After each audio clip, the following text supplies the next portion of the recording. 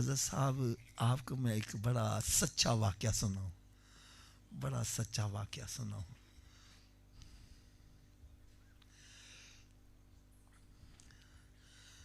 دعوت اسلامی کے ہمارا وہ جو مدنی قافلے کے لیے اسلامی بھائی جاتے ہیں نا، علاقوں میں دورہ کرتے ہیں، لوگوں کو دعوت دیتے ہیں، پھر قافلے میں جا رہے ہیں. وہ نا ایک نوجوان لڑکے کو انہوں نے دعوت دی، جو پینٹ شرٹ پہننے والا. اسے کہا بھی ہمارا قافلہ جو ہے نا وہ سوات کی طرف جا رہا ہے. اس نے سوچا تو ٹھنڈا علاقہ ہے، چل جاتے ہیں وہاں پر. میرا مطلب ہے کہ رہائش کے لیے بھی اچھا سلسلہ ہوگا. لیکن اس کو پتہ نہیں تھا یہ قافلہ جاتا ہے تو مسجد کے اندر ڈیرا لگاتا ہے. خیر یہ تیار ہو کے تو چل پڑا. میں مختصر بات عرض کر رہا ہوں، بندہ بھی وہ چنگی عمر صدو کا رہنے والا تھا. ہائے ہائے ہائے، وہ قافلے میں چلا گیا. جب اس نے دیکھا کہ مسجد کے اندر صفیں بچھی ہیں اور اس پر گرد و غبار پڑا ہے، اب مجھے یہاں لیٹنا پڑے گا. اس کی کریز بھی خراب ہوئی، کپڑے بھی گندے ہوئے. تو یہ ساتھیوں سے کہنے لگا کہ بھائی میں واپس جانا چاہتا ہوں. جب بندہ واپس آنا چاہے تو پھر بہانے بھی بڑے یاد آتے ہیں. جی میں نے پیپر بھی دینے ہیں، یہ کی کرنا، وہ بھی کرنا، میرے گھر میں بچے اکیلے. اسلامی بھائیوں نے بڑی کوشش کی کہ یہ رک جائے، لیکن اس نے ایک ہی کہ نہیں جی میں نے واپس جانا ہے.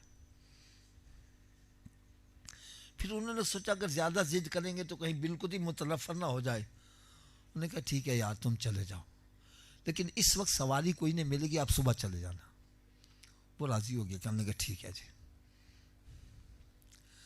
حضرت صاحب صبح وہ اٹھا، تہجد پڑھ رہا ہے اور روتا ہی جا رہا ہے، روتا ہی جا رہا ہے، روتا ہی جا رہا ہے.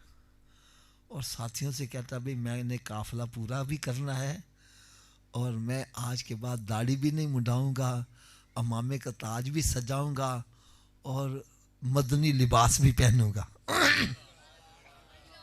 وہ سارے بڑے حیران کہ یہ رات تو رکنے کا نام نہیں لے رہا تھا، اس میں ایک دم تبدیلی کیسی آئی.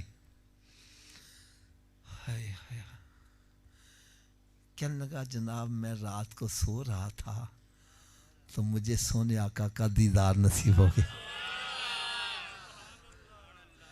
پیارے آقا صلی اللہ علیہ وسلم نے ارشاد فرمایا میرے امتی تو مسجد کی گرد و غبار سے پریشان ہو رہا ہے، ذرا میرے نواسے کا دیکھ میدان کربلا میں کس طرح خاک و خون میں تڑپا.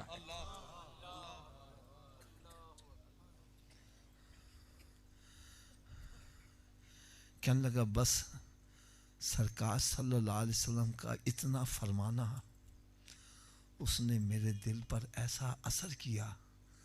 میں پھر اس لڑکے کی زیارت کے لیے خود گیا اور اس نے مسجد میں کھڑے ہو کر یہ کہا. کہنے لگا حافظ صاحب خدا کی قسم اگر میرے ہاتھ پر کوئی برف رکھ دے مجھے اس کی ٹھنڈک اتنی محسوس نہیں ہوگی جتنی ٹھنڈک مجھے سرکار پر درود پڑھنے سے نصیب ہوتی ہے. یہ ہے اصل نشہ، ارے یہ ہے اصل نشہ. تم کدھر بھاگ رہے ہو؟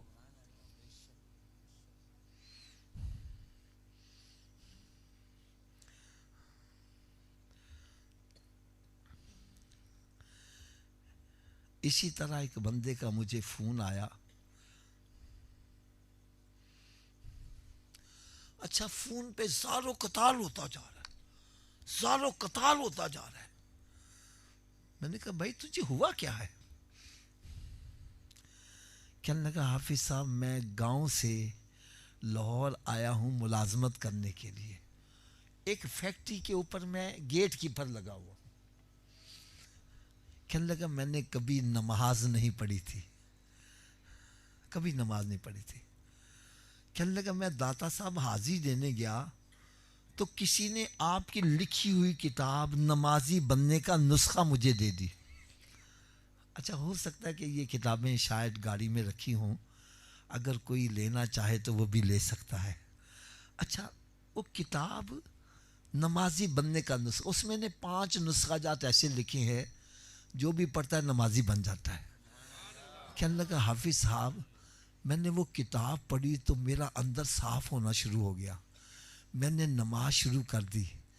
اب کہنے لگا میں رو اس لیے رہا ہوں کہ مجھے لیٹ پتہ کیوں چلا, اور سکون تو ہے ہی نماز کے اندر, اور جو سکون مجھے نماز پڑھ کے ملا ہے, جو سکون مجھے رب کی بارگاہ میں جھک کے ملا ہے, کہنا خدا کی قسم مجھے زندگی میں آج تک کبھی ایسا سکون نہیں ملا.